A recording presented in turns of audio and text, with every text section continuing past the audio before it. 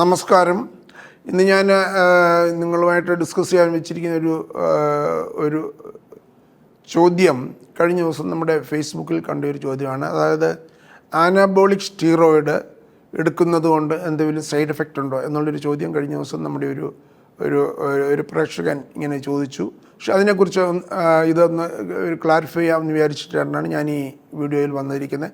ആനാബോളിക് steroid എന്ന് പറയുന്നത് ഇതൊരു സ്റ്റീറോയിഡ് എന്ന് പറഞ്ഞാൽ ഇതിൻ്റെ സാധാരണ സ്റ്റീറോയിഡിനെക്കാട്ടി വ്യത്യസ്തമാണ്. ഇത് ആൻഡ്രോജനിക് സ്റ്റീറോയിഡാണ്.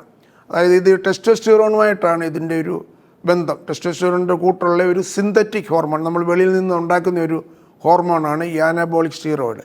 ഇത് സാധാരണ നമ്മൾ ചെയ്യുന്നത് ചെറുപ്രായത്തിലൊക്കെ ചിലപ്പം ഈ വളർച്ചയിലോ അല്ലെങ്കിൽ ടെസ്റ്റോസ്റ്റിറോണൊക്കെ കുറവാണെങ്കിൽ ചിലപ്പോൾ ചിലർ സപ്ലിമെൻ്റ് ചെയ്ത് കൊടുക്കാറുണ്ട്. എന്നാൽ മെയിനായിട്ട് ഇതിപ്പോൾ യൂസ് ചെയ്യുന്നത് ഈ ബോഡി ബിൽഡപ്പിന് വേണ്ടി, അതായത് ബോഡിയുടെ മസിൽ മാസ് കൂട്ടുക, അല്ലെങ്കിൽ കാണുമ്പോൾ ഒരു ഷേപ്പ് കൂടുക, ഇതിനു വേണ്ടിയാണ് സാധാരണ ഈ ഒരു അനാബോളിക് സ്റ്റീറോയിഡ്. ഇത് ഇഞ്ചക്ഷൻ്റെ ഫോമിലുണ്ട്, ചിലപ്പോൾ ഈ പ്രോട്ടീൻ പൗഡർ അങ്ങനെയുള്ള പൗഡറിനകത്ത് ഇത് ചേർക്കുന്നുണ്ട്. സാധാരണ നമ്മളിപ്പോഴും ഈ ന്യൂസ് പേപ്പറിലൊക്കെ കാണാറുണ്ട്, ഈ സ്പോർട്സിലൊക്കെ പോകുന്ന ആൾക്കാർ, കോമ്പീറ്റ് ചെയ്യാൻ പോകുന്നവരൊക്കെ ഈ സ്റ്റീറോയിഡിൻ്റെ ഇഞ്ചക്ഷൻ എടുക്കും. അവരെ സാധാരണ അൺഫിറ്റാക്കി വിടാറുണ്ട്. അതുപോലുള്ള ഒരു മെഡിസിനാണ് ഈ ആനാബോളിക് സ്റ്റീറോയിഡ്. ഇതിൻ്റെ സൈഡ് എഫക്ട്സ് എന്താണെന്ന് ചോദിച്ചാൽ, നമ്മുടെ ഈ സ്റ്റീറോയിഡ് എന്ന് പറഞ്ഞാൽ ഈ ആൻഡ്രോജനിക് സ്റ്റീറോയിഡ് ടെസ്റ്റോസ്റ്റിറോണിൻ്റെ കൂട്ടുള്ള ഒരു സിന്തറ്റിക് സ്റ്റീറോയിഡാണ്.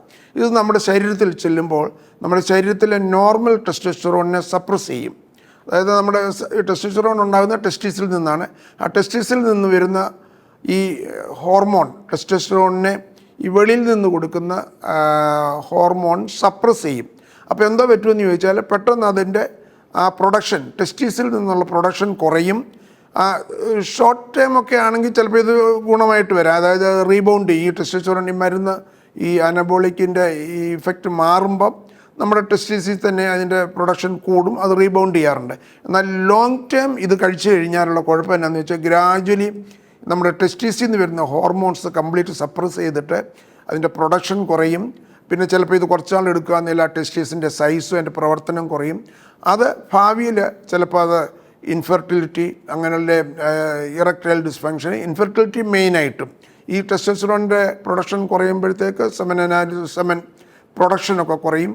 അത് ഭാവിയിൽ ചിലപ്പോൾ ഇൻഫെർട്ടിലിറ്റി ആയിട്ട് പ്രസൻറ്റ് ചെയ്യാനുള്ള സാധ്യതയുണ്ട്. അതുകൊണ്ട് ഒരു കാരണവശാലും ഈ ഇൻഡിക്കേഷൻ ഇല്ലാതെ ഈ ആൻഡ്രോജനിക് സ്റ്റീറോയിഡ്സ് കഴിവതും നമ്മൾ എടുക്കരുത്. എടുത്തു കഴിഞ്ഞാൽ ലോങ് ടൈം ഇതിന് സൈഡ് എഫക്ട്സ് ഉണ്ട്. പല ആൾക്കാരും ഈ ഇൻഫെർട്ടിലിറ്റി എന്നും പറഞ്ഞ് നമ്മുടെ ഒ പിയിൽ വരുമ്പോൾ പേഷ്യൻസിനോട് ചോദിക്കുമ്പോൾ അവർ